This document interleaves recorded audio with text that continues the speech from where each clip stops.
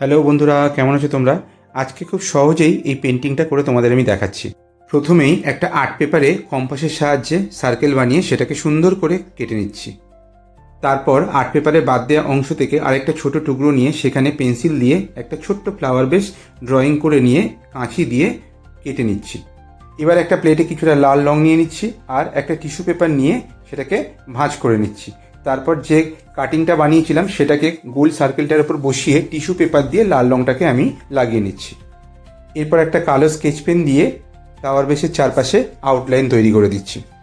Outline হয়ে যাওয়ার পর ওই কালো স্কেচ পেন দিয়েই আমি কিছুটা ড্রয়িং করে নিচ্ছি, যাতে মনে হয় ফ্লাওয়ার বেসের মধ্যে থেকে কিছু ডালপালা বেরিয়েছে। আর তার সাথে সাথে দেখতে ভালো লাগবে বলে ফ্লাওয়ার বেসের গায়েও কিছুটা কালো দিয়ে ড্রয়িং করে নিলাম। এরপর একটা ইয়ারবাডসের লাল রং লাগিয়ে ছোটো ছোটো ফুল এঁকে নিচ্ছি। ফুলগুলোর মধ্যে একটা করে আমি হলুদ রঙের বিন্দু দিয়ে দিচ্ছি, যাতে দেখতে আরও সুন্দর হয়ে যায়। এরপর স্কেচ পেন দিয়ে কিছুটা ঘাস এঁকে নিচ্ছি, তার মধ্যে কিছুটা কালারিং ফুল যোগ করে দিচ্ছি। তো আজকের ভিডিওটা তোমাদের কেমন লাগলো অবশ্যই জানিও। ভালো লাগলে লাইক কমেন্ট